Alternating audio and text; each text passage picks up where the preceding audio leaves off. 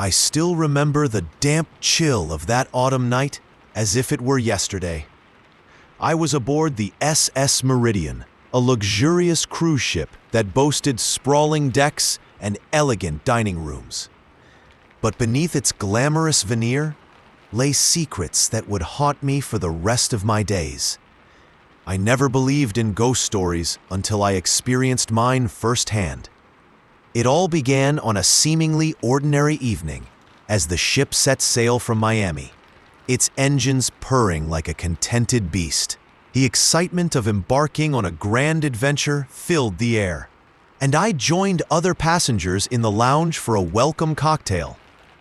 The chatter was light, filled with laughter and dreams of exploration. Yet, as the night wore on, an oppressive silence began to spread among some of the older crew members. They whispered about the ship's past, an ominous tale of tragedy and lingering spirits that once roamed its decks. I brushed off their remarks as sailors' tales until a series of inexplicable events unfolded. Late one night, while returning from a midnight stroll on the upper deck, I felt a presence behind me. At first, I thought it was just the sea breeze playing tricks on my senses. But then I heard a soft, almost inaudible sigh. I turned, and in the dim light cast by a solitary lantern, I caught a fleeting glimpse of a woman in a tattered white dress. Her eyes were voids of sorrow, and her lips whispered a silent plea that sent shivers racing down my spine. The next morning, as I sat by the pool trying to shake off the unsettling dream of that night, I overheard a conversation between two elderly guests. They spoke of a long-forgotten disaster during the ship's early years, a mysterious fire that took the lives of several crew members and passengers. One of them mentioned a tragic figure known as Mary, a cabin steward who was said to have perished in the flames. Her spirit forever condemned to wander the corridors seeking redemption or revenge. The description of Mary was eerily similar to the ghost I had seen. I dismissed it initially as mere coincidence, a trick of the imagination fueled by ghost stories and too many horror films. But as the days passed, the occurrences grew more frequent and harder to ignore. In the dead of night, I would hear the echo of footsteps in deserted hallways and the occasional sound of muffled cries. There were moments when I would wake up drenched in sweat, convinced that the spectral presence of Mary was drawing closer. One evening, I decided to confront the mystery. Clutching a flashlight and a trembling resolve, I made my way to the old service corridors, areas of the ship that most guests never saw. The narrow passageways were suffused with a sense of decay, as if the ship itself remembered a darker time. The metallic walls echoed my tentative footsteps, and each sound was magnified in the oppressive silence. As I rounded a corner, a sudden gust of cold air extinguished my flashlight. In the inky darkness, I fumbled with the device until it sputtered back to life, only to reveal the same ghostly figure I had seen before. This time, her eyes met mine with a deep sorrow that seemed to plead for help.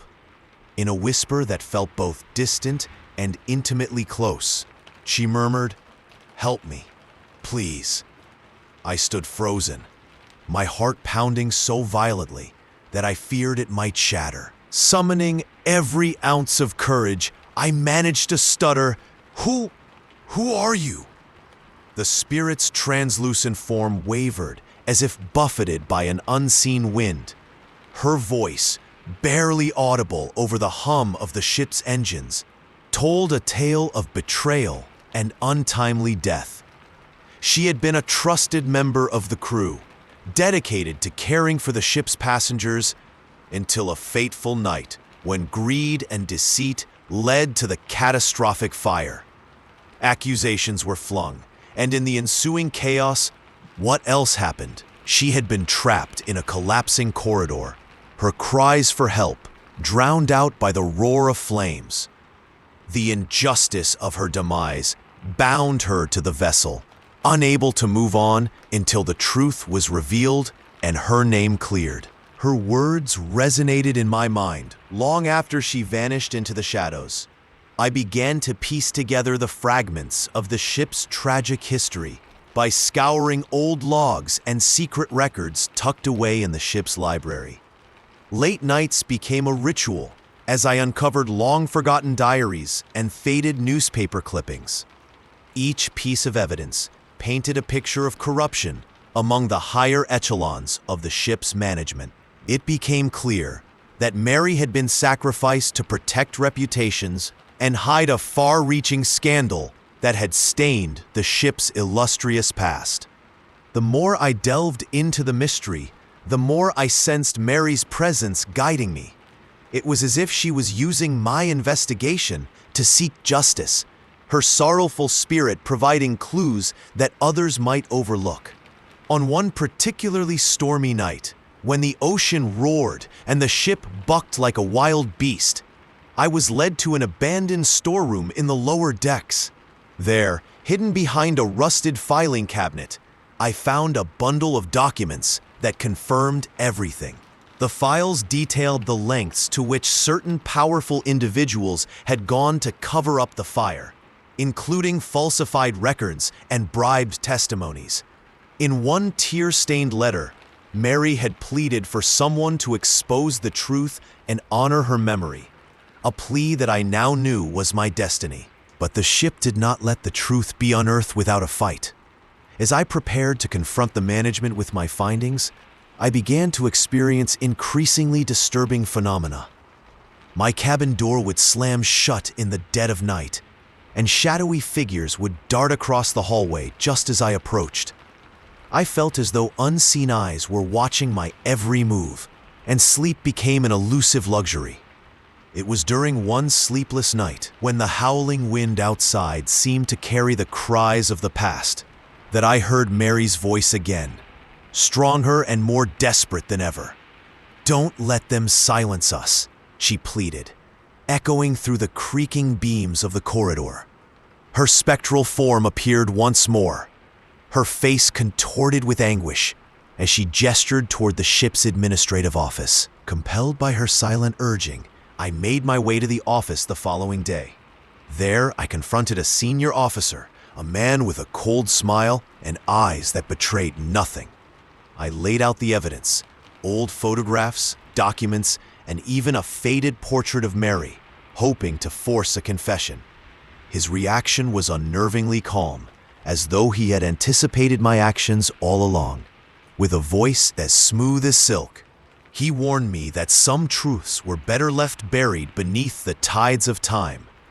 But as he spoke, I noticed something peculiar. The reflective surface of a glass display behind his desk shimmered, and for a brief moment, I saw Mary's face superimposed over his. It was as if the past and present were colliding in a surreal moment of recognition. That encounter left me shaken to my core. I knew then that the spirit of Mary was not only real, but intricately entwined with the fate of the ship and its corrupt legacy. Determined to set her free, I decided to hold a small memorial service in the quiet of the midnight hours. Gathering a few like-minded passengers who had also sensed the eerie disturbances, we gathered in the ship's chapel. By candlelight, we recounted Mary's story, read aloud the documents I had uncovered, and promised to bring her truth to light.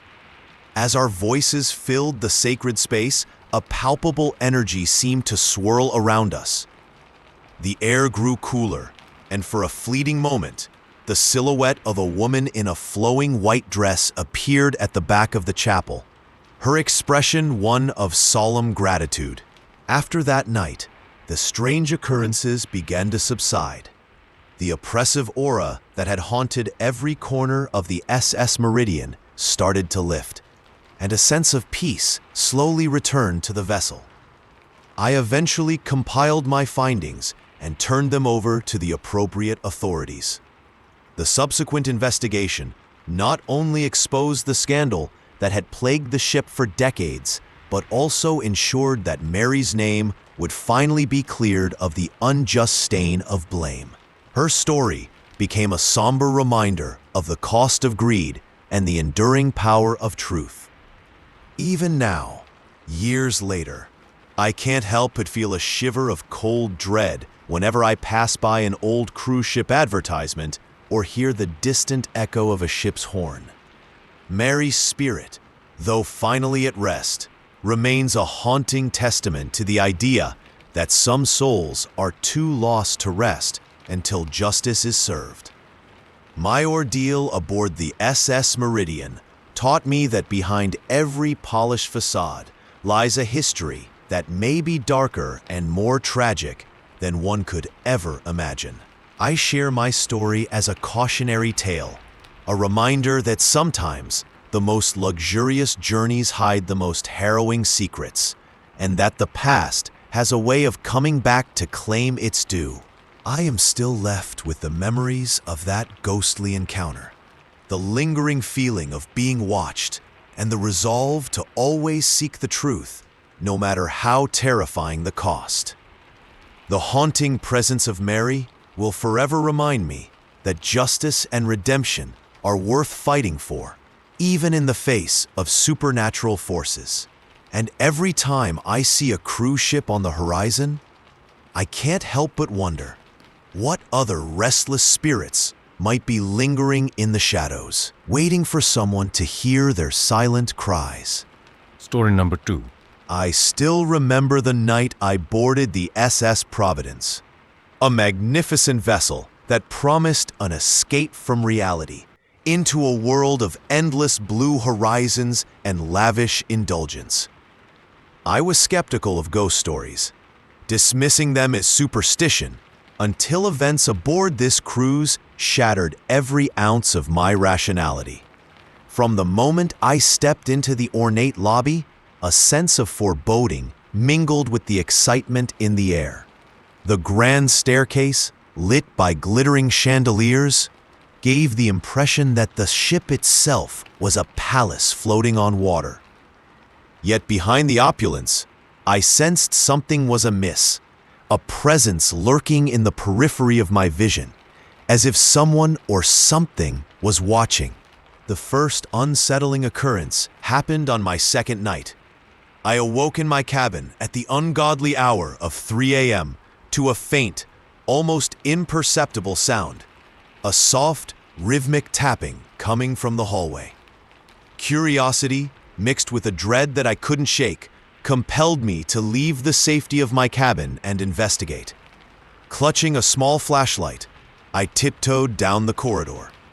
The tapping grew louder as I approached an area that was seldom visited by guests, the old service passage behind the dining room. There, in a narrow hallway lined with peeling wallpaper and rusted pipes, I saw something that froze me in my tracks. A spectral figure, draped in an antique, tattered naval uniform, stood at the end of the corridor. His eyes were deep pools of sorrow, and his expression was one of eternal regret. He lifted a ghostly hand in a silent plea, as though begging for salvation from an endless torment. I couldn't call out. I could only stand rooted in terror as he faded into the darkness like a wisp of smoke. The following day, I tried to rationalize the encounter, attributing it to exhaustion and an overactive imagination. But the ship's history soon began to reveal a darker narrative than I could have ever anticipated. While dining in the elegant main salon, I struck up a conversation with an elderly gentleman who seemed unusually reticent when the topic of the ship's past arose. He whispered that the SS Providence had once been the site of a tragedy, a mutiny, and a series of mysterious disappearances that had left a permanent scar on its legacy. According to the gentleman, decades ago, the ship's captain, a man renowned for his stern demeanor and unwavering loyalty, had been betrayed by his first mate, a man whose ambition led him to orchestrate a coup. In the ensuing chaos, several loyal officers and passengers were caught in the crossfire, their lives extinguished in a violent confrontation that still echoed in the creaking corridors of the ship. The most tragic tale was that of Captain Aldridge's daughter, Eleanor. Rumor had it that she had been trapped in a locked cabin during the uprising, her cries for help echoing through the halls until silence fell over the doomed vessel. Ever since, her ghost was said to wander the decks, searching for someone to release her from the cycle of torment. That evening, the atmosphere aboard the ship grew increasingly heavy, as if weighed down by memories of betrayal and loss. I found myself drawn inexplicably to the upper deck, where the moonlit sea stretched out in a vast, haunting embrace. There, beneath the silent gaze of the stars, I felt an intense chill, a sudden drop in temperature that wasn't caused by the night air alone. I turned and gasped as I saw a delicate figure in a faded, vintage dress standing near the railing. Her eyes were filled with despair and longing, and in a voice that trembled with sorrow, she whispered, "Help me, set me free." Unable to resist, I approached her cautiously. The spectral figure's features blurred and shimmered in the moonlight, and for a moment, I believed I was hallucinating. But the despair in her eyes was as tangible as the icy wind that swept over the deck. She beckoned me towards a secluded corner of the ship, a forgotten part of the vessel that lay hidden behind a labyrinth of corridors. My heart pounded as I followed her ghostly guidance through twisting passageways and neglected storage rooms. I soon arrived at an old, creaking door labeled Captain's Quarters. Inside, dust and decay reigned supreme, and the remnants of a bygone era lay scattered like relics of a forgotten life. It was there, amidst the remnants of a life lived long ago, that I discovered a faded journal, its pages brittle and yellowed with age. The diary belonged to none other than Eleanor herself. As I leafed through its pages, a tragic tale unfolded, a story of love, loss, and a betrayal that had ripped her world apart. Eleanor had been the only beacon of hope in the captain's life, and her untimely death had plunged him into an abyss of grief and rage. The diary detailed her desperate attempts to mend the rift between her father and the treacherous first mate, culminating in a fateful night when the cabin doors were sealed, trapping her inside with the encroaching flames of betrayal. The journal revealed that her spirit was bound to the ship, cursed to roam its corridors until the truth of that terrible night was acknowledged and justice was served. Her silent plea was not merely for escape, it was a desperate cry for vindication and a yearning to be remembered. As I read her final, tear-stained words, a strange determination took hold of me.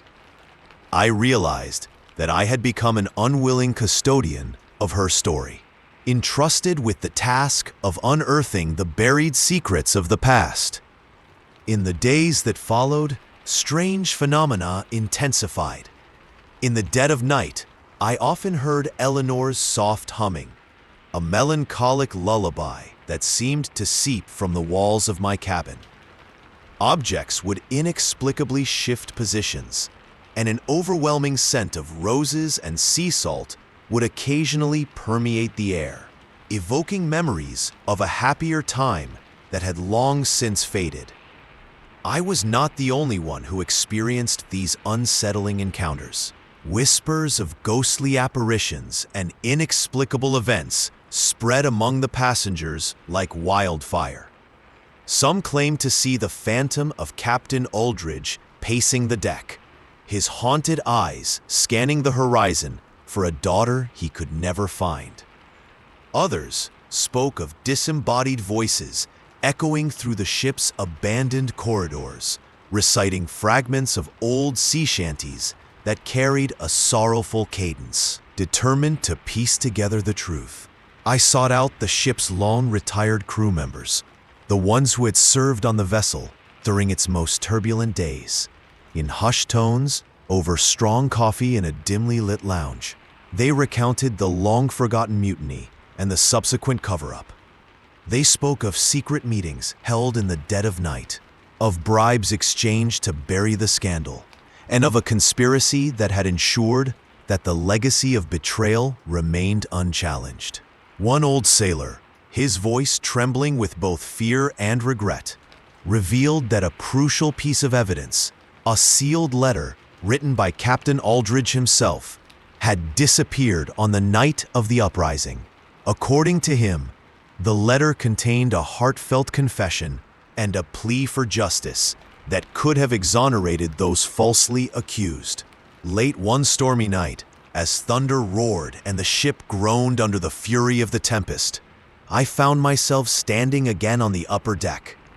The swirling winds carried with them a sense of urgency, and the waves crashed against the hull with an almost accusatory rhythm.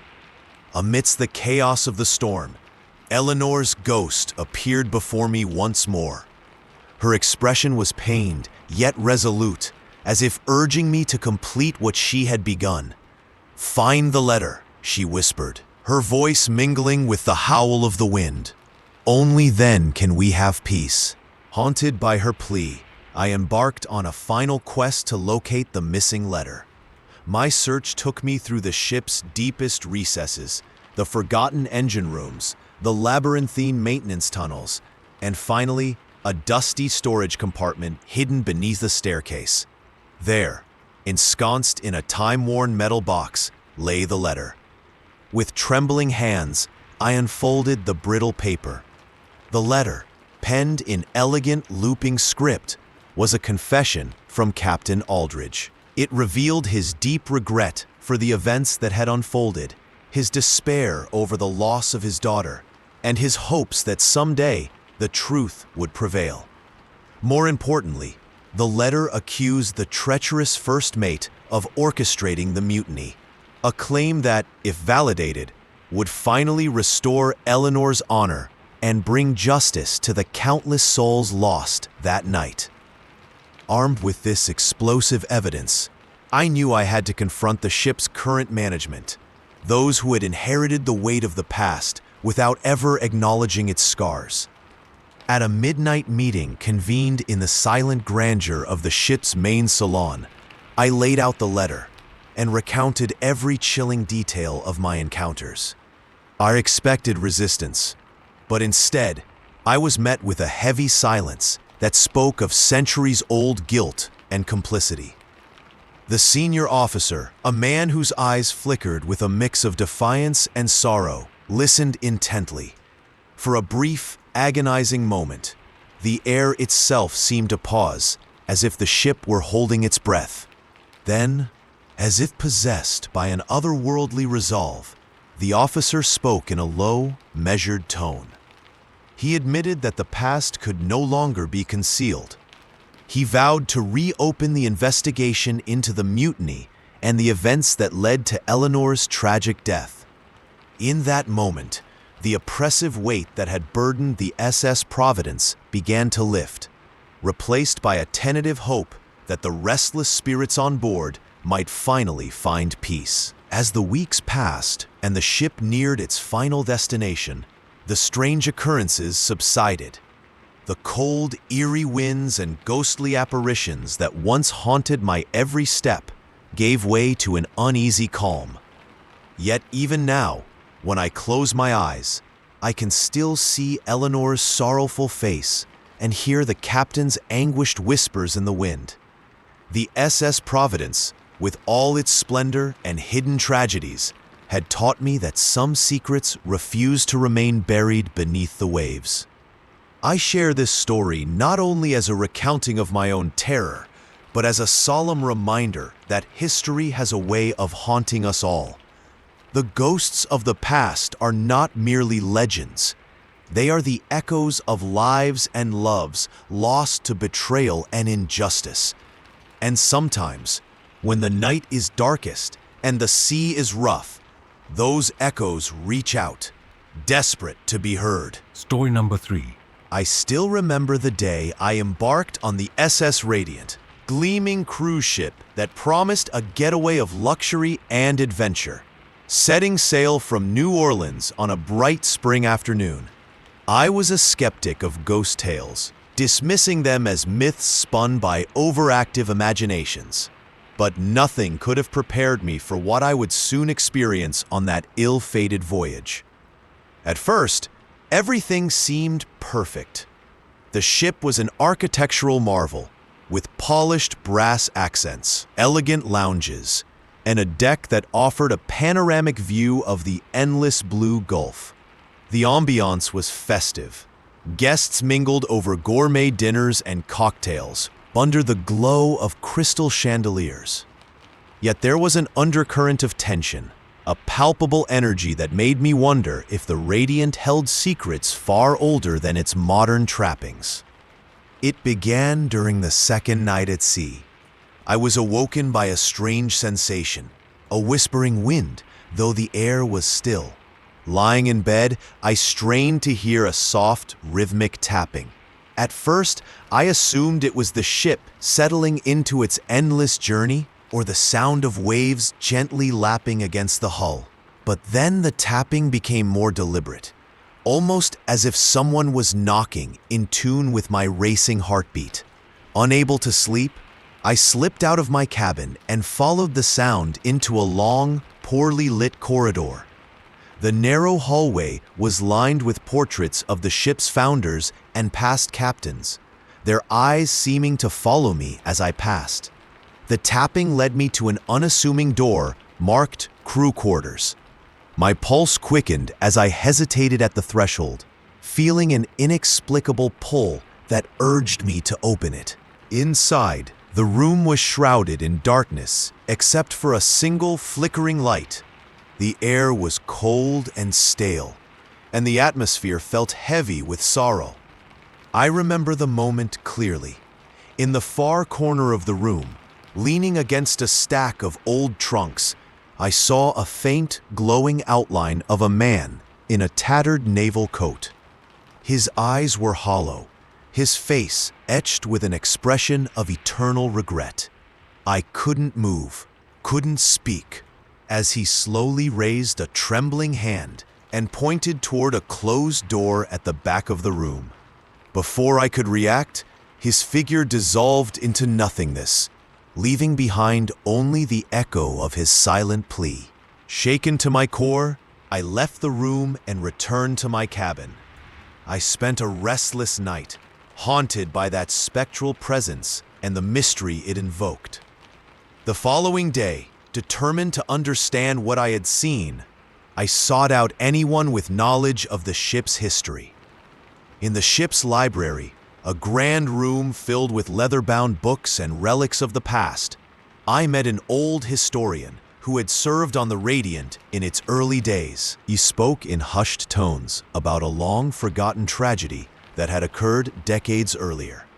The SS Radiant, it turned out, had once been a much smaller vessel known as the USS Emblem, a warship that had seen action during a bitter conflict off the American coast. During a fateful battle, a loyal crewman named Samuel McBride had sacrificed his life to save his comrades. Legend had it that in the chaos of combat, Samuel was trapped in a sealed compartment, his desperate calls for help echoing through the corridors. Though his body was eventually recovered, his spirit was never laid to rest. Over time, his presence began to haunt the ship, seeking acknowledgement for his ultimate sacrifice. Listening to his tale, I felt a chill run down my spine. Could it be that the ghost I encountered was none other than Samuel McBride? His sorrow and desperate gesture pointed toward a hidden secret waiting to be unearthed. That night, Driven by an unsettling mix of fear and determination, I returned to the crew quarters. With a small flashlight and a racing heart, I opened the door he had indicated. Beyond it lay a narrow passageway leading to the ship's lower decks, a part of the vessel few passengers ever saw.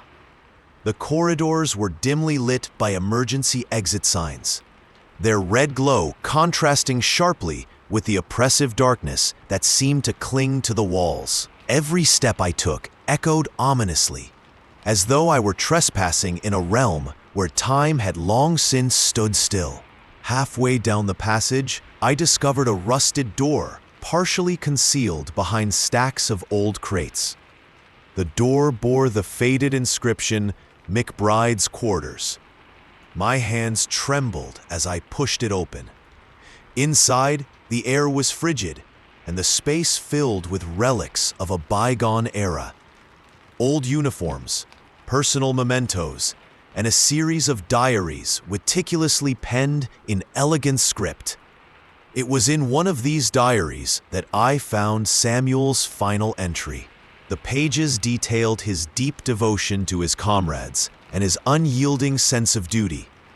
But they also hinted at a betrayal, a murmur of conspiracy among some officers who had turned a blind eye to the costs of war. His final words were a plea for recognition and a promise that if ever his story was told, he might finally find the peace that had eluded him in death. I felt compelled to do justice to his memory. I began gathering every piece of evidence from the room, carefully preserving the diary and other mementos. In the days that followed, I worked tirelessly, cross-referencing the diary's entries with historical records and speaking with retired crew members who still served as custodians of the ship's legacy. As I pieced together Samuel's tragic tale, eerie occurrences intensified around me. I would catch fleeting glimpses of a man in old naval attire standing at the end of dim corridors, or see a pair of eyes watching me from the shadows of empty storage rooms. The haunting reached its climax on a night when a violent storm battered the ship. The SS Radiant rocked violently in the tumultuous seas, its structure groaning under the strain of the relentless wind and crashing waves. Amid the chaos, I was in my cabin when the door burst open with a deafening crash. Standing in the doorway was the spectral figure of Samuel McBride, his presence commanding, yet filled with anguish. His eyes, pools of sorrow and fury, locked onto mine. In a voice that resonated with both grief and desperation, he pleaded, "Tell them, remember me. I was never a traitor." The words sent a shiver down my spine. I struggled to find my voice as the storm raged outside, and he slowly dissipated into the swirling shadows. In that moment, I knew that I had to honor his memory, to let the world know the true story of his sacrifice and the injustice he had suffered. The next morning, after the storm had passed and the ship resumed a deceptive calm, I made my way to the ship's main salon, where I found a small group of passengers who, like me, had encountered inexplicable phenomena during the storm. Over coffee and whispered conversations, I recounted Samuel's tale as it had unfolded from the diary and my personal encounters. The story struck a chord with everyone present. One gentleman, whose family had a long history in the Navy, recalled legends passed down through generations about a noble sailor whose loyalty was questioned and whose name was tarnished by those seeking to cover their own misdeeds. Others shared similar encounters of cold spots, sudden gusts of wind, and even disembodied voices reciting sea shanties in the dead of night. It became clear that the spirit of Samuel McBride was not an isolated phenomenon, but a persistent presence seeking to set the record straight. With the support of these newfound allies, I decided to confront the ship's management. In a tense meeting held in the ship's opulent conference room, I presented the diary and the other relics I had gathered. I demanded that Samuel's story be acknowledged publicly, that the records be corrected to honor the true heroism of the man who had given his life for his comrades. The executives, initially taken aback by the strength of my convictions, eventually agreed to look into the matter further. Their faces, once impassive, now revealed hints of guilt and reluctance, as if they too were haunted by secrets best left buried beneath the waves. In the days that followed, as the SS Radiant neared its final port of call, a strange serenity settled over the ship. The unexplained disturbances lessened, and I sensed that Samuel's restless spirit was finally finding a semblance of peace. During the farewell dinner, as soft music filled the air and guests celebrated the end of an unforgettable journey, I felt a quiet warmth beside me, a silent acknowledgement from the spirit who had haunted me. It was as if Samuel's gratitude had manifested in that fleeting moment of calm, a promise that his story would not be forgotten. Even now, long after that fateful voyage, I'm tormented by memories of those eerie nights on the SS Radiant.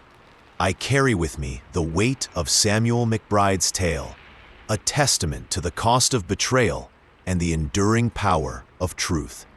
Every time I see a ship on the horizon or hear the distant call of a foghorn, I am reminded of that stormy night and the spectral figure who reached out for justice.